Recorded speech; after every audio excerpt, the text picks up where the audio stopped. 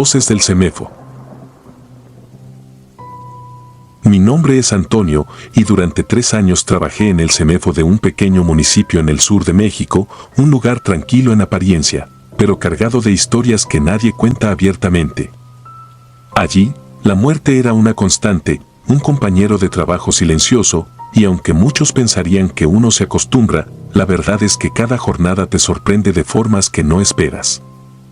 El edificio era frío, no solo por las cámaras de refrigeración, sino por algo más, algo que parecía impregnar sus paredes y que yo no lograba definir. Al principio pensé que eran paranoias, producto del cansancio, del olor metálico de la muerte que se adhería a mi ropa y de las sombras que la tenue luz de los pasillos proyectaba en las esquinas. Sin embargo, todo cambió una madrugada. Había llegado mi turno nocturno, el menos deseado por mis compañeros. Las horas pasaban lentas, marcadas por el zumbido de las luces fluorescentes y el constante golpeteo de mis botas contra el suelo de concreto. Estaba acostumbrado a la soledad, el único sonido que me acompañaba era el goteo persistente de una tubería cercana y el débil zumbido de las cámaras de refrigeración. A veces, el silencio era tan opresivo que casi rogaba por algún ruido, algo que me recordara que no estaba perdiendo la cabeza. Esa noche, mientras hacía mi ronda habitual, me detuve frente a las cámaras de refrigeración. Cada una tenía una pequeña ventana de vidrio, diseñada para verificar rápidamente el estado de los cuerpos. Era un trámite rutinario, casi mecánico, verificar que los números coincidieran con el registro y que todo estuviera en orden. Pero al pasar frente a la tercera cámara, escuché algo. Al principio fue tan débil que lo confundí con el zumbido del refrigerador. Era un susurro, una mezcla de palabras y aliento que apenas se distinguía. Me detuve. En aquel silencio absoluto, el sonido fue suficiente para helarme la sangre. Me incliné hacia la ventana, pensando que mi mente me estaba jugando una mala pasada. Apoyé el oído contra el vidrio helado y fue entonces cuando lo escuché con claridad. No me dejes aquí. Retrocedí de golpe, con el corazón martilleando en mis oídos. Miré a mi alrededor, esperando encontrar alguna explicación lógica. Pero estaba solo. Regresé la mirada a la cámara, al cuerpo que descansaba en su interior. Era un hombre de unos 40 años, su piel grisácea contrastaba con el sudario que lo cubría. Había ingresado sin identificar hacía 4 días, víctima de un accidente automovilístico en la carretera cercana. Intenté tranquilizarme. Me repetí que era el cansancio, que los largos turnos nocturnos me estaban afectando. Pero algo dentro de mí no estaba convencido. Algo en la mirada vacía de aquel cadáver me incomodaba, como si sus ojos cerrados pudieran ver más allá del sudario. Decidí ignorarlo y continuar con mi trabajo. Sin embargo, a medida que avanzaba la noche, la sensación de inquietud crecía. Los pasillos, que antes me parecían solo oscuros, ahora me resultaban opresivos. Sentía que me observaban, aunque no había nadie más allí. Cada pequeño ruido, el crujir de la madera, el chasquido de un tubo al contraerse, se amplificaba hasta volverse ensordecedor. Hacia las 3 de la madrugada, justo cuando comenzaba a sentir que el sueño me vencía, el sistema de luces del pasillo parpadeó. Me congelé en mi silla, mirando cómo la luz se apagaba y encendía, lanzando sombras temblorosas por todas partes. En un momento, las sombras parecieron alargarse, retorcerse como si tuvieran vida propia. Respiré hondo, intentando mantener la calma, pero cuando las luces finalmente se estabilizaron, algo cambió. El frío que ya era habitual en el CEMEFO se intensificó de golpe. Era como si una corriente helada se filtrara desde las cámaras, alcanzándome hasta los huesos. Instintivamente miré hacia la puerta que conducía a la sala de refrigeración. Estaba entreabierta, algo que nunca debía suceder. Yo mismo la había cerrado con llave al comenzar mi turno. Me acerqué con pasos lentos, cada uno resonando como un eco en el pasillo vacío.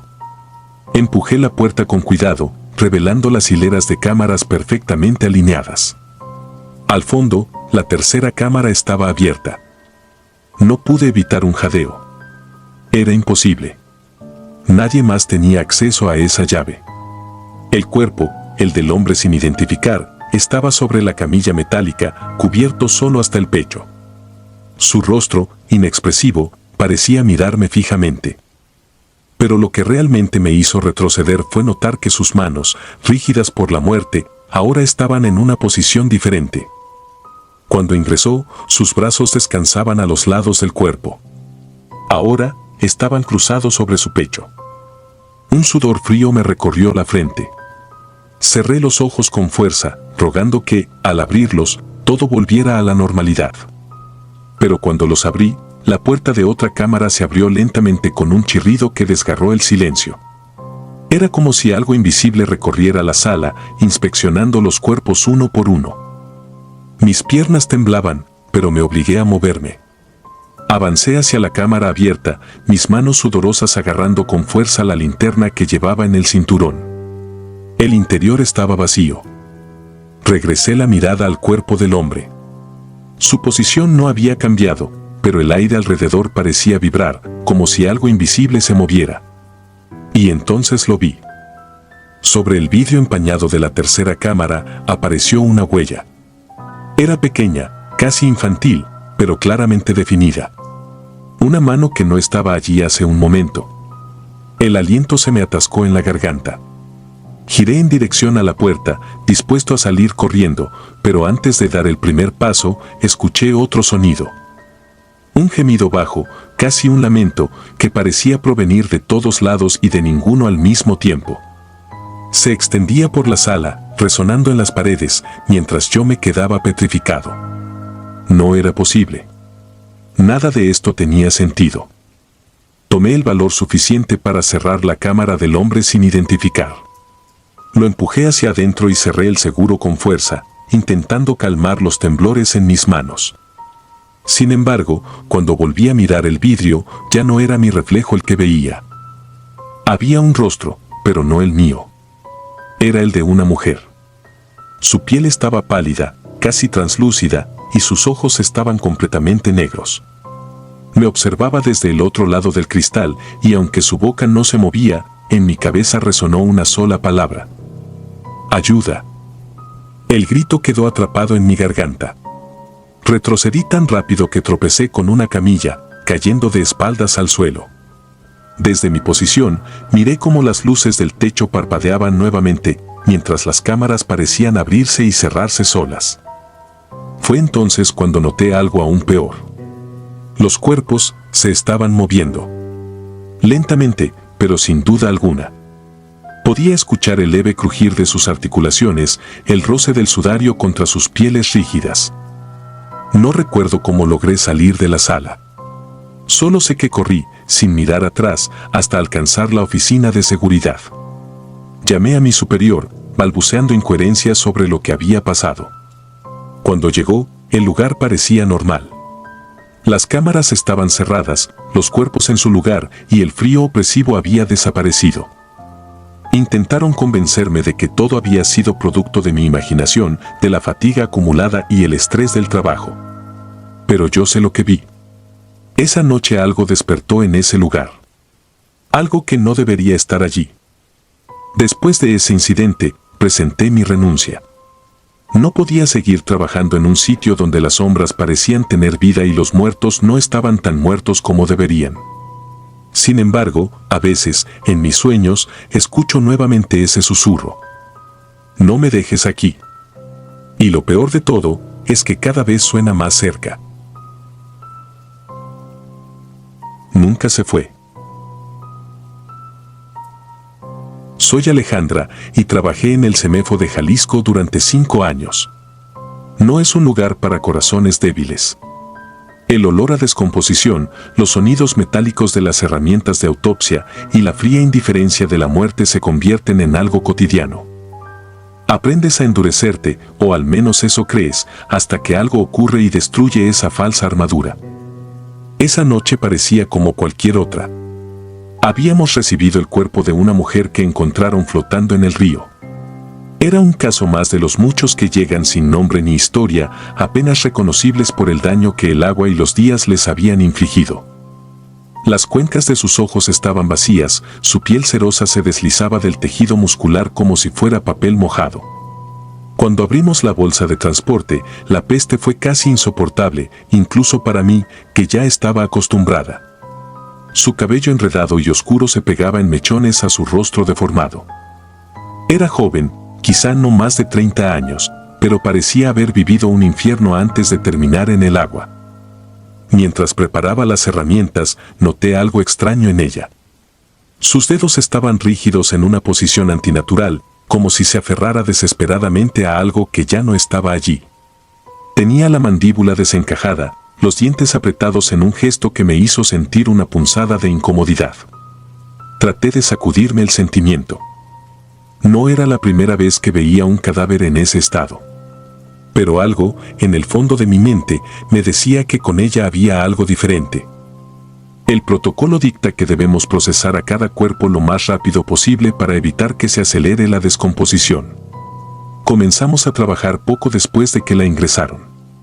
Todo parecía normal, al menos hasta que, al terminar de registrar los datos básicos, la computadora en la sala de autopsia se encendió sola. Fue un destello repentino de luz en la pantalla negra que hizo que todos levantáramos la vista. Una de las asistentes, Laura, se encogió de hombros y murmuró algo sobre un mal contacto. Pero yo sabía que esa máquina había estado apagada, desconectada incluso. Era una computadora vieja que usábamos solo para emergencias y nadie la había tocado en semanas. Apagué la pantalla con un suspiro, tratando de ignorar la extraña sensación que comenzaba a formarse en mi pecho. Sin embargo, cuando dimos la espalda para continuar, la luz se encendió de nuevo, más brillante esta vez. El cursor en la pantalla parpadeaba como si estuviera esperando una orden, y luego comenzó a moverse por sí solo. Escribía algo, pero no pudimos distinguirlo antes de que la pantalla parpadeara y se apagara por completo. Debe ser un fallo eléctrico, dije, aunque ni yo misma lo creía. Nadie respondió. En esos momentos, es mejor no decir en voz alta lo que todos están pensando. Mientras comenzábamos la autopsia, la atmósfera en la sala se tornó sofocante. El aire era pesado, como si alguien estuviera respirando justo sobre mi hombro. Podía escuchar el zumbido tenue de los fluorescentes en el techo, pero más allá de eso, un silencio extraño se había apoderado del lugar. Incluso Laura, que solía llenar las noches con su charla nerviosa, estaba callada. Parecía que cada uno de nosotros sentía algo, aunque nadie lo decía en voz alta. Cuando finalmente abrimos el tórax de la mujer, encontramos algo que no tenía explicación. Sus órganos internos estaban en un estado casi intacto, como si el agua no los hubiera tocado, pero su exterior contaba una historia completamente diferente. En su pecho había un rastro de marcas, líneas grabadas en su carne, como si alguien hubiera arañado desesperadamente para salir. Era imposible, el daño debía haber sido post-mortem, pero no había evidencia de ello. Miré a Laura, quien me devolvió la mirada con ojos desorbitados. No dijo nada, pero entendí perfectamente lo que estaba pensando. Las horas pasaron lentamente. Cada vez que apagábamos las luces para salir a tomar un descanso, la computadora volvía a encenderse. Una vez incluso escuchamos el clic de las teclas, como si alguien estuviera escribiendo algo. Cuando volvimos a la sala, encontramos un archivo de texto abierto en la pantalla. Solo tenía una palabra: ayuda. Ya no pude más. Mi pecho se sentía comprimido, mi garganta seca. Pero aún así, intenté racionalizar lo que estaba ocurriendo. Un virus en el sistema, pensé. Algún error técnico. Pero ¿por qué justo esa palabra? ¿Por qué ahora, con este cuerpo en la sala? Esa noche me ofrecía quedarme sola para terminar el papeleo. Necesitaba demostrarme que todo tenía una explicación lógica, aunque mi instinto me gritara lo contrario. El resto del equipo se fue a casa, dejándome con la mujer del río en la fría sala de autopsias. El silencio era ensordecedor. El zumbido de las luces, que normalmente pasaba desapercibido, ahora parecía un murmullo constante en mi oído. Mientras llenaba los formularios, comencé a notar un olor que no había sentido antes. No era el hedor común de la descomposición, sino algo metálico y denso, como sangre fresca. Me giré hacia el cuerpo, pero todo parecía igual. Sin embargo, el olor persistía, llenando mis pulmones y haciéndome casi imposible concentrarme. El ruido comenzó poco después. Al principio pensé que era mi imaginación, un golpeteo suave, apenas audible, como uñas contra vidrio. Pero luego fue creciendo, resonando en las paredes. Miré hacia la mesa donde reposaba el cuerpo, pero seguía inmóvil. Sin embargo, el sonido continuaba, ahora claramente proveniente de la dirección de la computadora. Me acerqué, temblando, y vi que la pantalla estaba encendida de nuevo. Esta vez no había palabras, solo un video. El clip mostraba agua oscura, moviéndose lentamente. Las imágenes eran confusas, pero podía distinguir algo, un rostro, parcialmente sumergido, con los ojos abiertos de par en par. El video terminó abruptamente y en su lugar apareció una línea de texto: ella no se ahogó. Mi corazón se aceleró. Retrocedí, golpeando la mesa de instrumentos en el proceso. Las tijeras cayeron al suelo con un ruido que resonó en el vacío de la sala. Antes de que pudiera reaccionar, las luces parpadearon y se apagaron por completo. Me quedé inmóvil, con la respiración contenida, esperando a que mi visión se ajustara a la oscuridad. Fue entonces cuando lo escuché, un susurro. Era bajo, casi inaudible, pero estaba ahí, pronunciando mi nombre. Alejandra. Era una voz húmeda, burbujeante, como si saliera de una garganta llena de agua.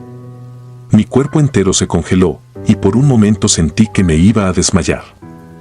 El olor metálico se hizo más fuerte, tan intenso que tuve que cubrirme la boca para no vomitar. Finalmente, las luces volvieron, pero no sentí alivio. Algo estaba mal. La mujer en la mesa ya no estaba en la misma posición. Sus brazos, que antes yacían rígidos a los lados, ahora estaban cruzados sobre su pecho. Sus ojos estaban abiertos. No sé cómo, pero podía sentir que me miraba, incluso sin globos oculares. Era como si su vacío me perforara. Me acerqué lentamente, con las piernas temblorosas, tratando de convencerme de que era mi imaginación. Pero cuando llegué a su lado, vi algo que me heló la sangre. En su pecho, entre las marcas que habíamos encontrado antes, había algo nuevo, líneas frescas que formaban palabras. Decían: no fue un accidente. El resto de la noche es un borrón. Lo que recuerdo es que corrí hasta la salida, dejando todo atrás. No me importó el papeleo ni las consecuencias. Solo quería alejarme de esa sala, de ese cuerpo, de esa sensación de que algo antiguo y malvado me había observado desde las sombras. Dejé el CEMEFO poco después. Hasta el día de hoy, no puedo explicar lo que ocurrió esa noche. A veces pienso en la mujer del río, en su mirada vacía y en esas palabras grabadas en su carne. Y siempre me pregunto lo mismo: ¿quién era ella realmente? Y más importante aún, ¿qué era lo que quería de mí? A veces, cuando estoy sola en casa y el silencio me envuelve, puedo jurar que escucho ese golpeteo, esas uñas arañando el vidrio, como si ella aún me buscara. Y en esos momentos, sé que nunca estaré realmente sola. El llanto en la tormenta. Recuerdo con claridad el día en que crucé por primera vez las puertas del CEMEFO. El ambiente era sombrío, casi asfixiante, como si las paredes mismas guardaran secretos que nunca debieron contarse. Los pasillos eran fríos, incluso en verano, y el olor a químicos y descomposición era algo que jamás pensé que podría acostumbrar. Pero lo hice, o al menos eso creí. Un compañero, Héctor, un hombre de rostro endurecido por los años y las experiencias, me tomó del brazo justo antes de mi primer turno nocturno. Te voy a dar un consejo, novato, me dijo mientras encendía un cigarro: si escuchas algo raro durante una tormenta, no salgas a buscar. Quédate donde estás y haz tu trabajo. Me reí, pensando que era una de esas bromas macabras que los veteranos les hacen a los nuevos. Pero su mirada no tenía ni un rastro de humor. ¿Algo raro como qué?, le pregunté. Él exhaló una bocanada de humo antes de responder. Llanto. A veces se escucha llorar a un niño en la sala de autopsias. Me quedé mirándolo, esperando que sonriera, pero su expresión siguió siendo seria. Dicen que es el alma de un chamaco que murió aquí hace años. No es cosa de andar jugando, ¿entiendes? Aunque intenté quitarme esa conversación de la cabeza, no pude. Las palabras de Héctor quedaron incrustadas en mi mente como una astilla que no se puede sacar. Mi primer turno nocturno coincidió, para mi desgracia, con una tormenta. Las gotas golpeaban el techo de lámina con una fuerza que hacía vibrar las paredes. El viento silbaba entre las rendijas de las ventanas mal cerradas y el trueno hacía temblar los focos fluorescentes que parpadeaban de vez en cuando. A pesar de las condiciones, traté de mantenerme enfocado. Tenía trabajo por hacer: archivar reportes, limpiar instrumentos, organizar las muestras de los casos recientes.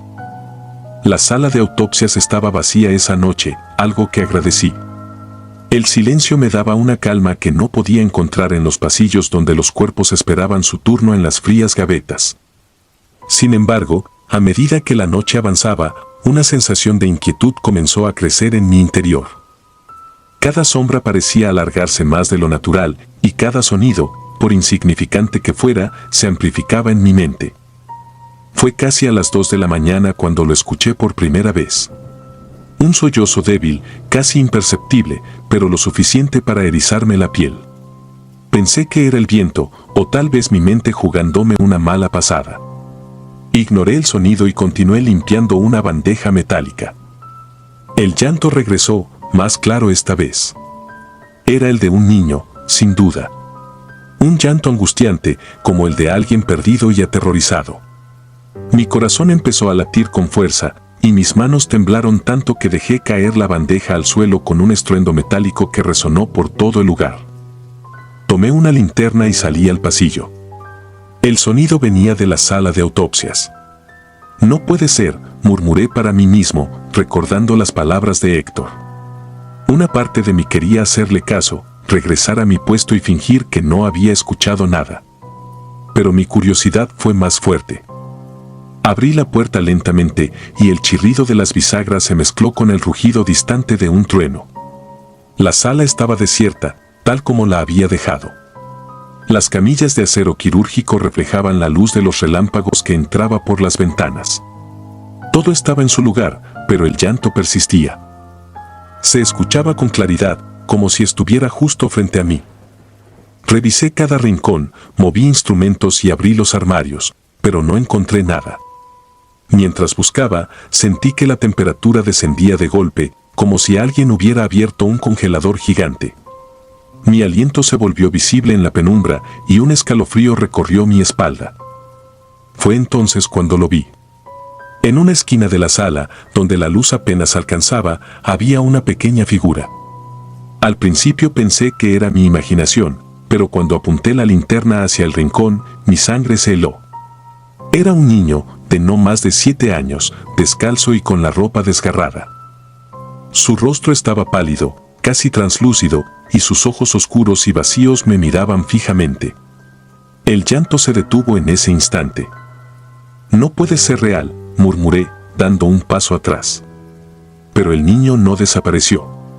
Se quedó allí, inmóvil, como una estatua que me observaba desde la penumbra. Intenté moverme, pero mis piernas no respondían. Mi mente estaba atrapada entre la incredulidad y el puro terror. Fue entonces cuando el niño dio un paso hacia mí. Su movimiento era lento, antinatural, como si cada articulación de su cuerpo estuviera rígida.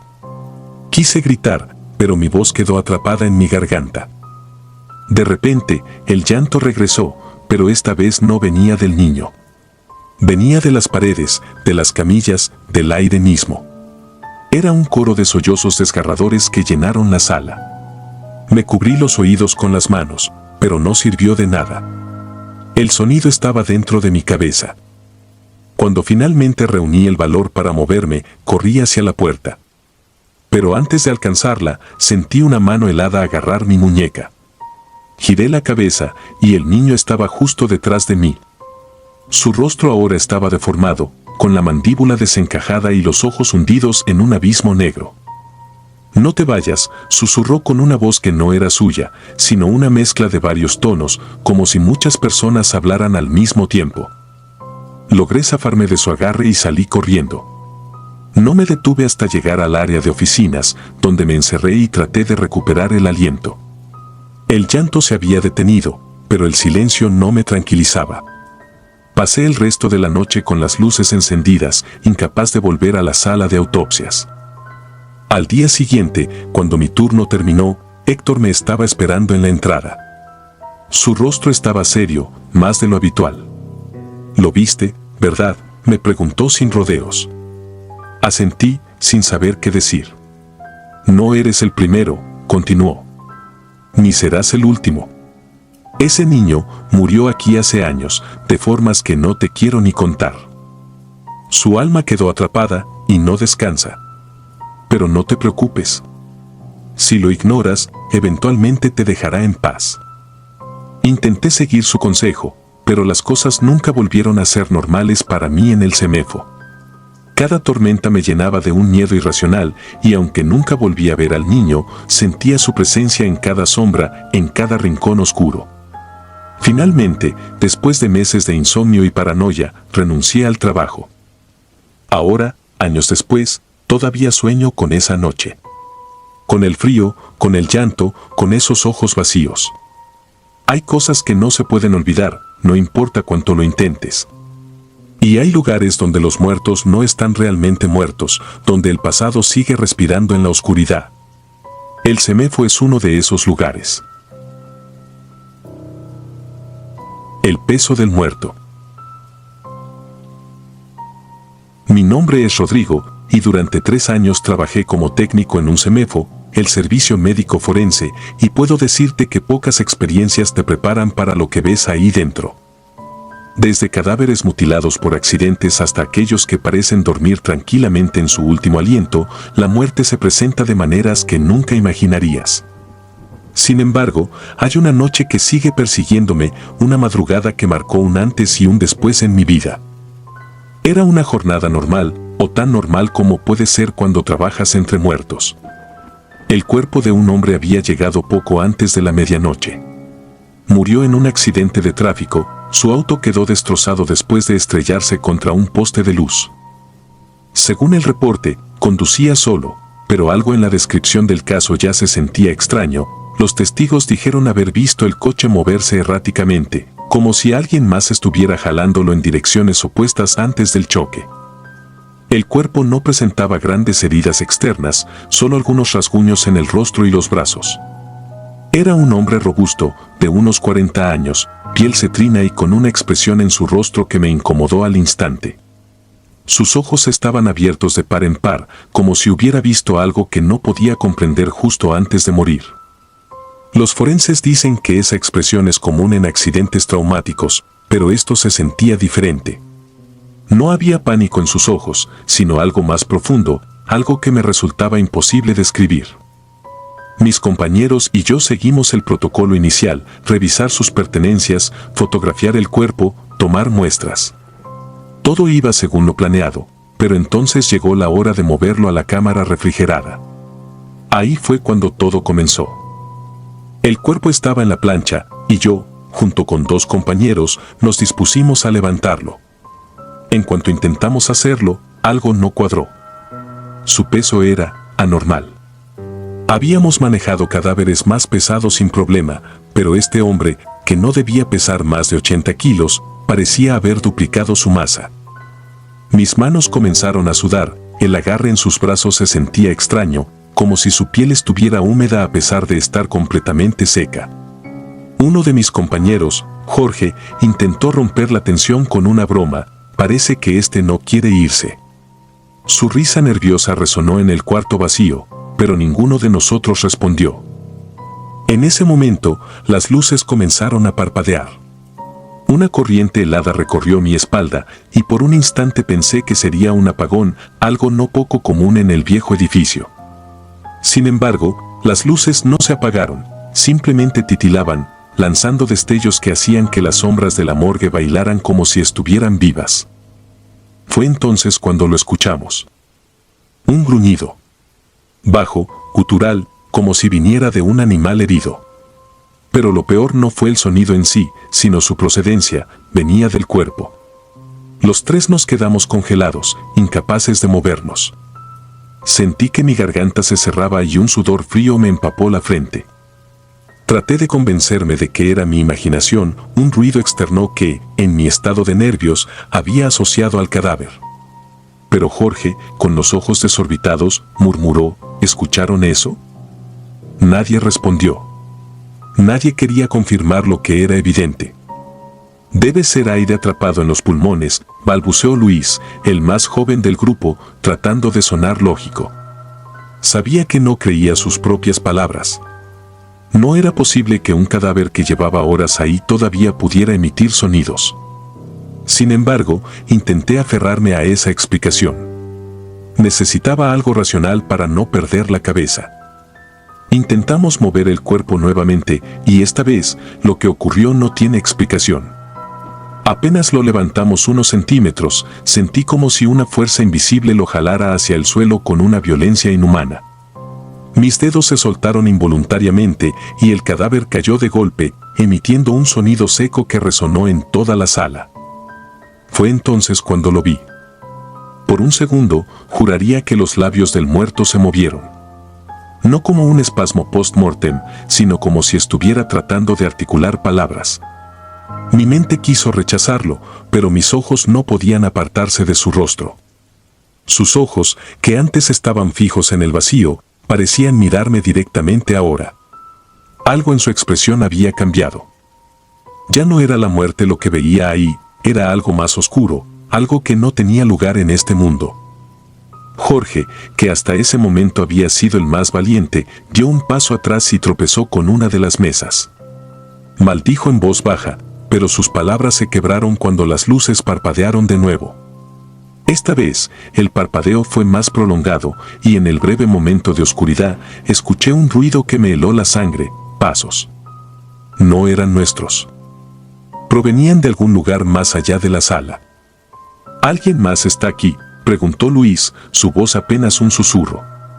Yo sabía la respuesta. Era imposible. Habíamos cerrado con llave. La morgue estaba vacía, salvo por nosotros y los muertos.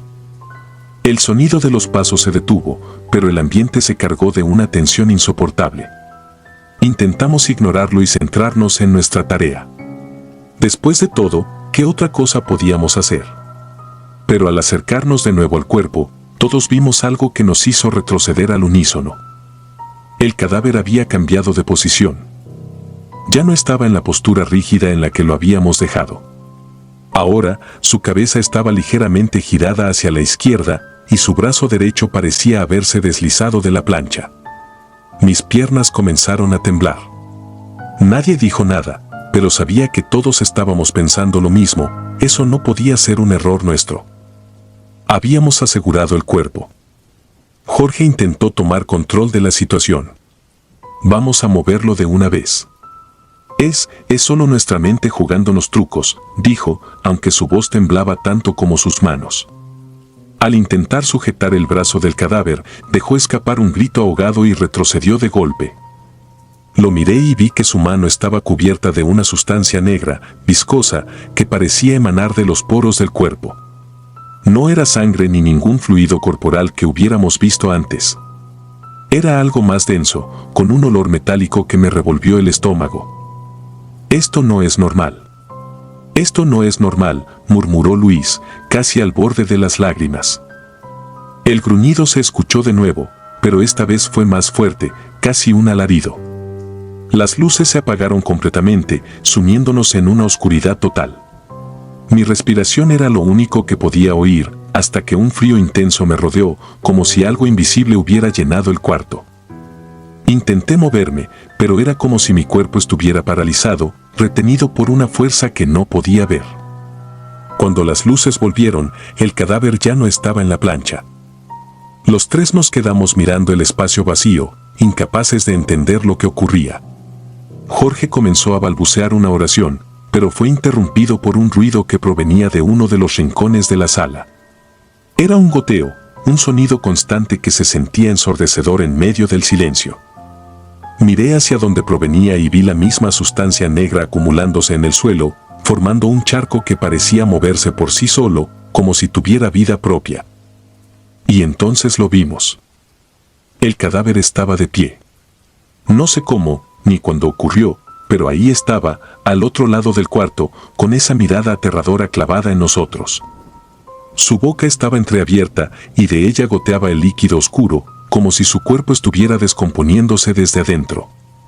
Quise correr, pero mis piernas no respondían. Sentí como si el aire se hubiera vuelto sólido, aprisionándome. El cuerpo dio un paso hacia nosotros, lento pero decidido. Cada movimiento suyo parecía desafiar las leyes de la naturaleza, como si el tiempo mismo se doblara a su alrededor. Luis fue el primero en quebrarse. Gritó y salió corriendo hacia la puerta, pero antes de llegar, ésta se cerró de golpe, como si una mano invisible la hubiera empujado. Su grito se convirtió en un sollozo cuando se dio cuenta de que no había salida. No sé cuánto tiempo pasó. Podrían haber sido segundos o minutos, pero para mí fue una eternidad. El cadáver seguía avanzando, y con cada paso, el frío en la sala se volvía más insoportable. Finalmente, Jorge, en un arrebato de pánico, agarró una de las herramientas metálicas de la mesa y se lanzó hacia el cuerpo. Lo golpeó con todas sus fuerzas, pero el sonido del impacto fue extraño, como si estuviera golpeando algo hueco. El cadáver no reaccionó. Simplemente siguió avanzando hasta que estuvo frente a él.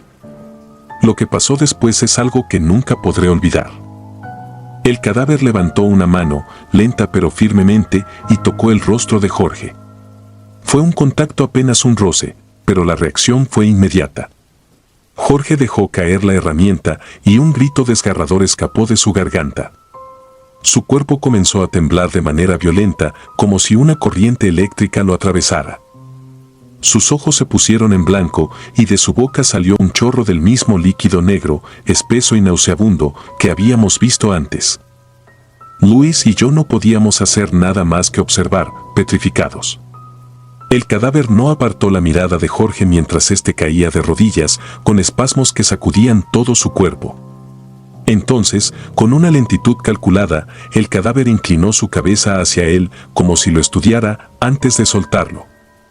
Jorge cayó al suelo, inmóvil, el líquido negro expandiéndose bajo su cuerpo como un charco de tinta maldita. No, balbuceó Luis, retrocediendo hasta chocar con la pared. Yo quería gritar, pero era como si mi voz estuviera atrapada en mi garganta. El cadáver volvió a girarse hacia nosotros. Sus ojos.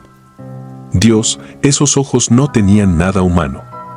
Eran pozos oscuros, vacíos, como si miraras directamente al abismo. Y ese abismo te devolvía la mirada. No sé qué fuerza interior me obligó a moverme, pero cuando el cadáver dio otro paso, reaccioné. Agarré a Luis por el brazo y lo arrastré conmigo hacia una esquina de la sala, buscando algo, cualquier cosa, que pudiera ayudarnos. No había armas, ni salida. Solo paredes blancas y frías que parecían cerrarse sobre nosotros. La cámara, grité de repente, señalando la cámara refrigerada. Era la única opción. Si lográbamos encerrarlo allí, tal vez podríamos ganar algo de tiempo. Sin esperar su respuesta, empujé a Luis hacia la puerta de la cámara mientras yo buscaba algo para distraer al cadáver. Encontré una bandeja de metal y la arrojé con todas mis fuerzas hacia él. El ruido resonó por la sala, y por un breve momento, el cadáver pareció detenerse. «Ábrela», le grité a Luis. Mis manos temblaban mientras recogía otra herramienta para ganar tiempo. El cadáver giró lentamente su cabeza hacia mí, como si estuviera deliberando si debía seguirme o no. Pero en lugar de avanzar, levantó un brazo y señaló hacia mí. No hacia mí, hacia algo detrás de mí. Una sensación de puro terror me recorrió cuando escuché un murmullo apenas audible, como una voz que venía de todas partes y de ninguna. Era el cuerpo de Jorge. Se estaba levantando. Quise correr, pero mis piernas se sentían ancladas al suelo. Jorge ya no era Jorge. Su cuerpo se movía de manera antinatural, con espasmos que lo hacían parecer una marioneta sostenida por hilos invisibles. Su cabeza se ladeó grotescamente y sus ojos blancos me miraron fijamente mientras dejaba escapar un sonido gutural, un eco de algo que no pertenecía a este mundo. «La puerta está abierta», gritó Luis desde la cámara. Sin pensarlo, corrí hacia él, esquivando a Jorge, que se tambaleaba en mi dirección. Cuando llegué a la puerta de la cámara, me volví para ver al cadáver original avanzando también. Ambos se movían hacia nosotros, lenta pero inexorablemente, como si supieran que no teníamos escapatoria. Luis y yo nos metimos en la cámara y, en el último segundo, empujé la puerta con todas mis fuerzas. Sentí el impacto de algo pesado del otro lado, pero logramos cerrarla. Mis manos temblaban mientras giraba la rueda de seguridad, bloqueándola. Afuera, los golpes comenzaron de inmediato. Primero fueron suaves, como si algo estuviera tanteando la puerta, pero luego se hicieron más fuertes, más desesperados. Cada golpe hacía que el metal vibrara, y cada vibración retumbaba en mi pecho como un tambor de guerra. Dentro de la cámara, el frío nos envolvía. La respiración de Luis era un jadeo irregular, y el vaho de su aliento se mezclaba con el mío en la penumbra. No había otra salida. Solo una pequeña ventana en la puerta que nos permitía ver el exterior. Me acerqué lentamente, temiendo lo que podría encontrar al otro lado. Los dos cuerpos estaban ahí. Jorge, o lo que quedaba de él, y el hombre del accidente. Ambos permanecían inmóviles, con las cabezas ladeadas como si escucharan algo que nosotros no podíamos oír. Entonces, sus movimientos cambiaron. Jorge comenzó a rasguñar la puerta, dejando líneas profundas en el metal, mientras el otro cuerpo simplemente observaba. Era peor que si ambos estuvieran atacando.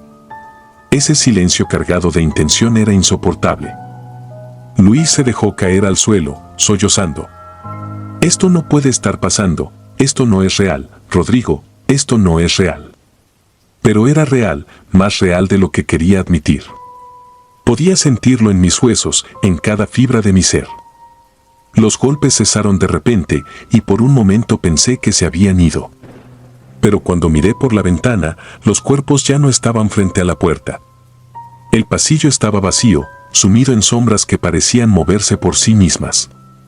El alivio no llegó. Sabía que seguían ahí, en algún lugar, esperando. Luis comenzó a murmurar algo.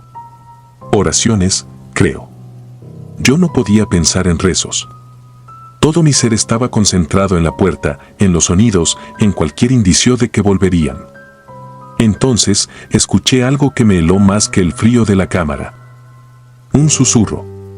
Dentro de la cámara. Me giré lentamente, con el corazón en la garganta. Luis estaba encorvado, con la cabeza entre las manos, y de sus labios salía ese murmullo extraño. Pero no era él quien hablaba. La voz no era suya. Era más profunda, más ronca, como si viniera desde las profundidades de la tierra.